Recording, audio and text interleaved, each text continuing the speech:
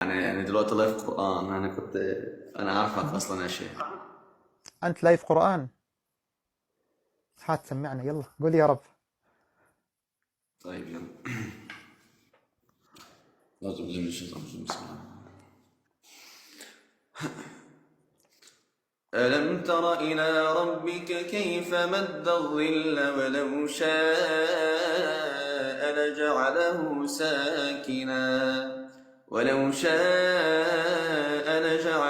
ساكنا ثم جعلنا الشمس عليه دليلا ثم قبضناه إلينا قبضا يسيرا وهو الذي جعل لكم الليل لباسا والنوم سباتا وجعل النهار نشورا وهو الذي أرسل الرياح بشرا بين يدي رحمته وأنزلنا من السماء ماء طهورا لنحيي به بلدة ميتا ونسقيه مما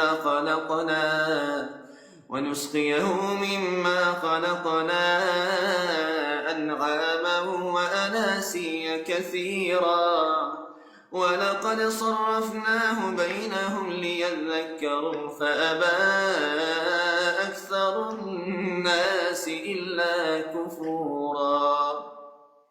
مش عايز أطول عليك يا شيخ يعني، بس ما أنا شاء الله ما شاء الله، يعني من أجمل الأصوات صراحة، يعني من أجمل الأصوات. وأنا أقول لك استمر، بالعكس أنت مش بتطول علينا، أنت قاعد الآن تجد قلوبنا فيها السعادة، تخرج قلوبنا إلى السعادة وإلى طاعة الله، كما قال النبي صلى الله عليه وسلم: زينوا القرآن بأصواتكم فإن الصوت الحسن يزيد القرآن جمالا. فسبحان الله، يعني على هذا الصوت، صوت ماهر المعقلي.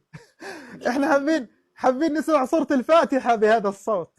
ماشي. أنا والله يعني أقسم بالله أنا الآية دي يعني بالذات أنا كنت بصلي بقى النهاردة المغرب، فدي اللي افتكرتها، دي اللي جت في دماغي. بس أنا والله يعني صوتي مجهد، يعني ما تأخذنيش. لا ما شاء الله صوتك بيجنن يجنن. تسمع الفاتحة؟ نعم. أعوذ بالله من الشيطان الرجيم. بسم الله.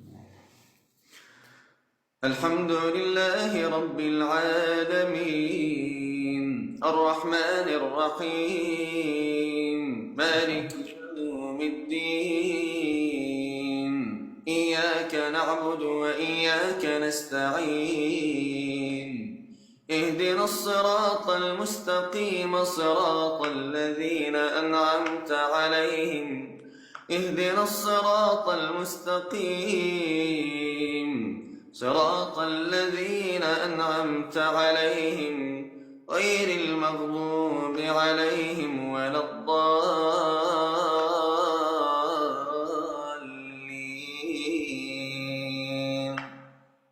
يا زلمة عسل، يا زلمة أنت عسل وقراءتك عسل. يعني إذا صوتك تعبان وصوتك هيك جميل، كيف إذا كان صوتك مش تعبان؟ الله يسعد قلبك، الحمد والله ما شاء الله لله. عليك. ويعني واللحية مجملة وشك، والله بارك الله الله. يسعدك، الله يسعدك، وما شاء الله عليك، أبسطتنا والله. وأنا والله بصراحة، أنا لما أشوف شباب أمثالك الطيبة بهذه الأصوات ومقبلين على الدين أنا بنبسط والله. فاستمر، محتواك جميل، يكفي أنك تقرأ كلام الله، فالله يرفع قدرك ويثبتك، وإن شاء الله يا رب نشوفك إمام للحرم بإذن الله. إن شاء الله، يعني مش للدرجات يا شيخ. لا شو دراك، يمكن ليست بعيدة عن الله. الله كريم، الله كريم، يبدل حالا من حال إلى حال. ترى ماهر المعيقلي الذي أنت تقرأ له كان مش إمام للحرم. ماهر المعيقلي أمه كانت تقول له: يا ابن الله يا رب خليك تصير إمام للحرم. هو أستاذ رياضيات، دكتور الرياضيات لعلمك، لكن سبحان الله بفضل الله وبدعوة أمه أصبح إماما للحرم. تخيل، من دكتور الرياضيات إماما للحرم.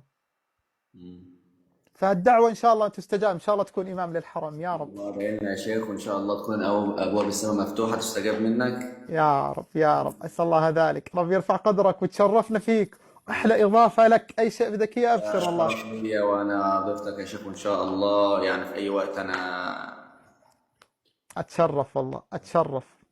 الله يسعد قلبك يا ابن الغالي. الله والله يكرمك. والله يعني انت شيخ زي العسل زي ما بيقولوا. الله يسعدك، ربي يكرمك ويرفع قدرك. أحلى قسط بنطلعه والله.